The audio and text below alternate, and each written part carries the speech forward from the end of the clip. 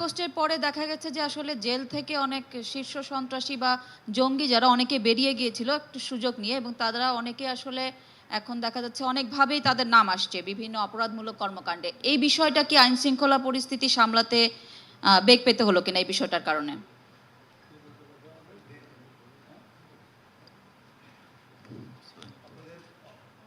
অবগতির জন্য বলি যে শীর্ষ সন্ত্রাসীদের কথা বলছেন তারা অধিকাংশ অন্তর্বর্তী সরকারের সময় তারা কারাগার থেকে বেরিয়েছে এবং এরা অনেকেই দেশের বাইরে চলে গেছেন, সেখান থেকে কিছু কর্মকাণ্ড করছেন এবং এ বিষয়ে যে প্রয়োজনীয় পদক্ষেপ আমার মনে হয় সরকার এবং যে কনসার্ন যে মিনিস্ট্রি, হোম মিনিস্ট্রি এই বিষয়ে জানে এবং প্রয়োজনীয় যে পদক্ষেপ ইতিমধ্যেই শুরু হয়েছে বিভিন্ন জায়গায়। আপনারা দেখেছেন যার কথা মাহাদি আমের এখানে উল্লেখ করেছেন, ওই যে জঙ্গল সালিমপুর, সেটা অপরাধমুক্ত করা হয়েছে এবং ক্রমান্বয়ে এগুলো আরও করা হবে।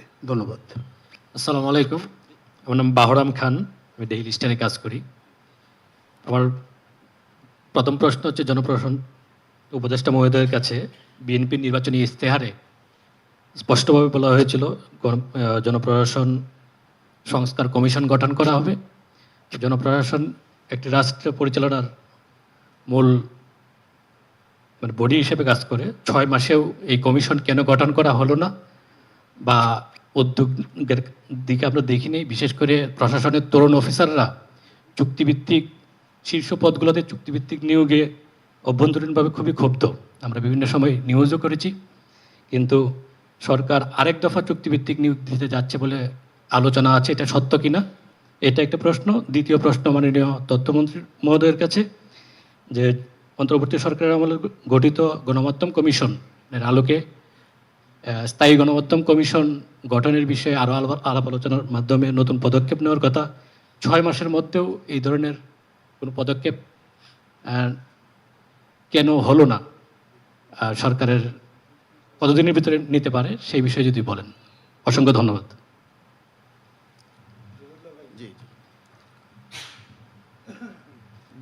প্রশাসন সংস্কার কমিশন করার জন্য নির্বাচনী ইশতেহারে যে কথা বলা আছে, সরকার সেই পয়েন্ট থেকে সরে আসে নাই, বরঞ্চ সেই লক্ষ্যেই কাজ করছে। এবং ইন দি মিন টাইম কিছু প্রক্রিয়াও আপনারা দেখেছেন, কিছু কিছু কাজ জনপ্রশাসন মন্ত্রণালয় থেকে শুরু হয়েছে। বিশেষ করে আমাদের প্রশাসনে আগের সরকারের ধ্বজাবাহী কিছু ব্যক্তি এখনও রয়ে গেছেন, তাদেরকে সে সমস্ত জায়গা থেকে চিহ্নিত করে সে সমস্ত জায়গা ক্লিনজিং অপারেশন করার একটা চেষ্টা আমরা করেছি এবং সেটা ধারাবাহিকভাবে অব্যাহত রয়েছে। এমন কিছু করা যাবে না যাতে দেশ এবং জাতির ক্ষতি হয়, but at the same time আমাদের এই প্রশাসনকে যেভাবে দলীয়করণ করা হয়েছে সেখান থেকেও আমাদেরকে বেরিয়ে আসতে হবে। তবে একটা প্রশাসন সংস্কার করার জন্য অন্তর্বর্তীকালীন সরকারের সময় একটা রিপোর্ট দেওয়া হয়েছিল, সেটাও আমরা লক্ষ্য করেছি এবং সেটা আমরা দেখেছি। আমরা খুব শীঘ্রই জনপ্রশাসন সংস্কারের জন্য আনুষ্ঠানিকভাবে একটা কমিশন করতে যাচ্ছি, সেটা আপনার শীঘ্রই দেখতে পাবেন। সকলকে ধন্যবাদ। আসসালামু আলাইকুম।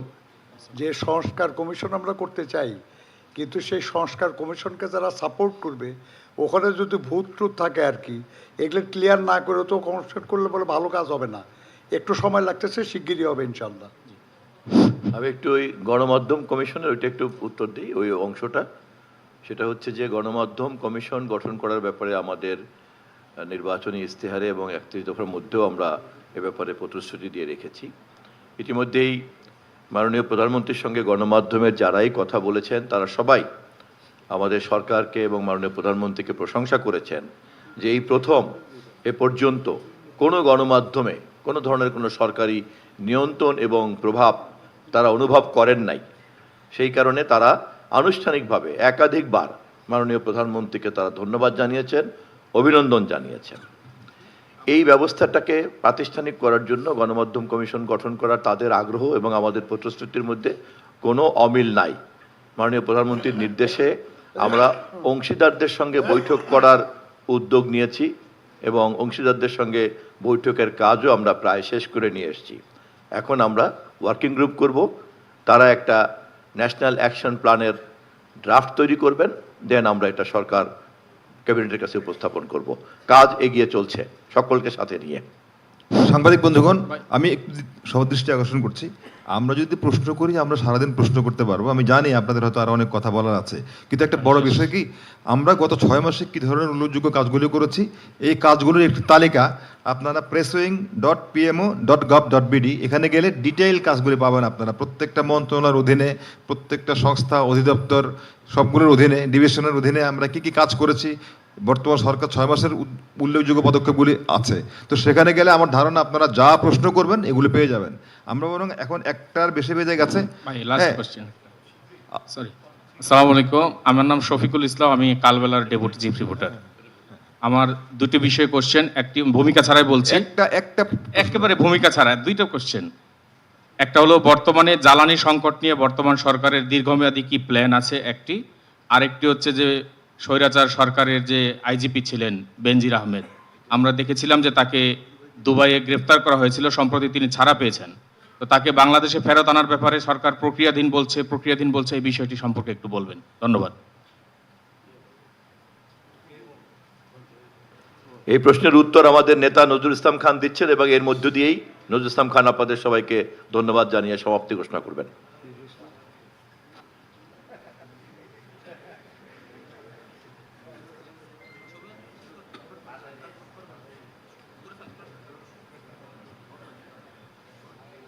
আচ্ছা নজরুল ভাই, আপনি বলার আগে আমরা একটু বলি প্লিজ।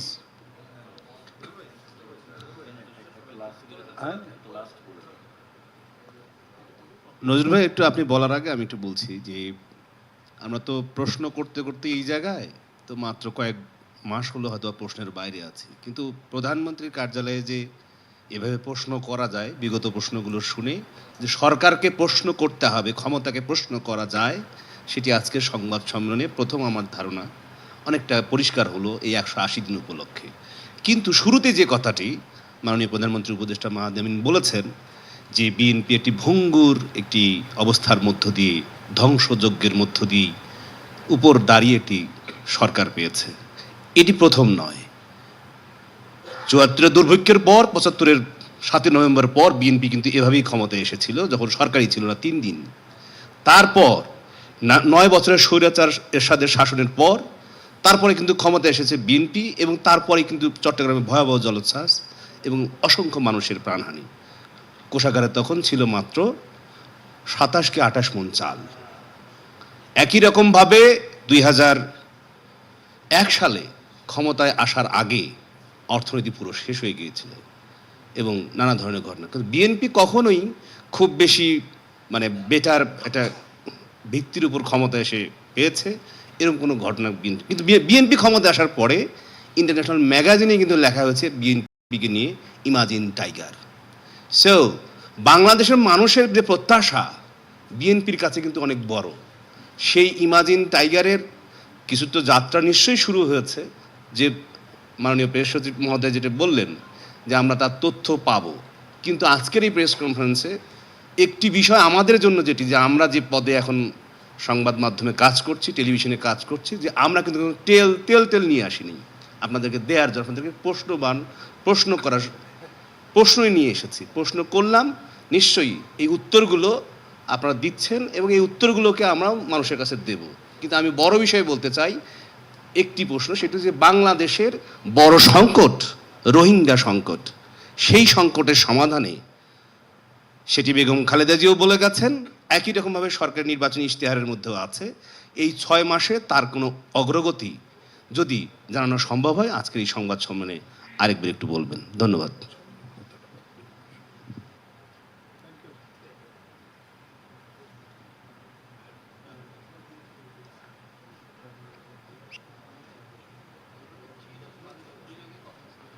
জি ধন্যবাদ। আপনার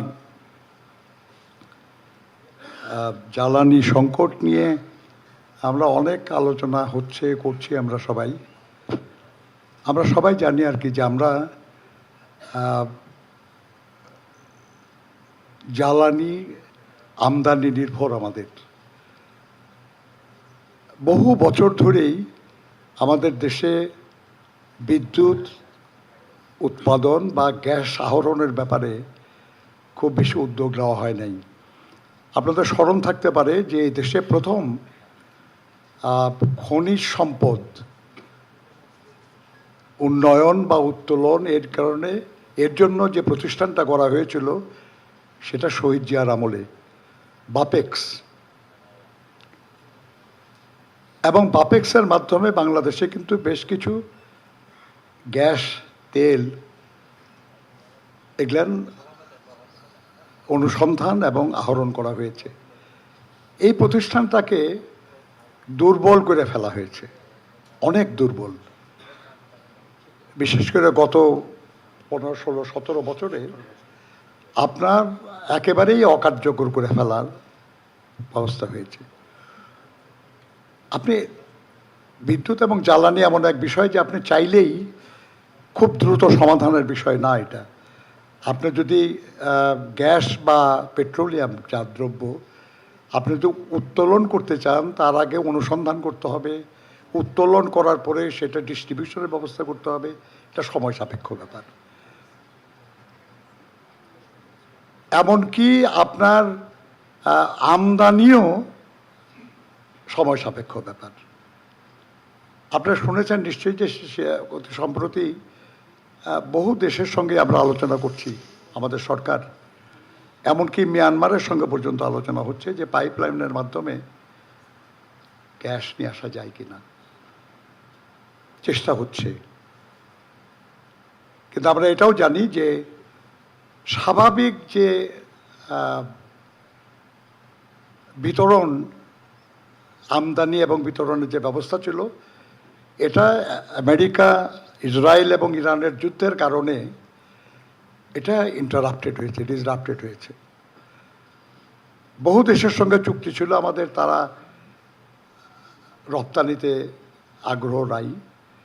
অনেক জায়গা থেকে আমরা আমদানি করছি, কিন্তু সেখানে জাহাজ আসতে অনেক বিলম্ব হচ্ছে। হরমুজ প্রণালী বিষয় সবই আপনারা জানেন। এর ফলে জনগণের কিছু কষ্ট হচ্ছে। সম্ভবত ইতিহাসে প্রথমবার আমাদের এই মাননীয় প্রধানমন্ত্রী উনি জনগণের কাছে দুঃখ প্রকাশ করেছেন, ক্ষমা চেয়েছেন এবং তাদেরকে আশ্বস্ত করেছেন যে যত দ্রুত সম্ভব আমরা এই সংকট সমাধানের জন্য ব্যবস্থা নিচ্ছি। প্রায় 40,000 কোটি টাকার মতো এডিশনাল বরাদ্দ দিতে হয়েছে।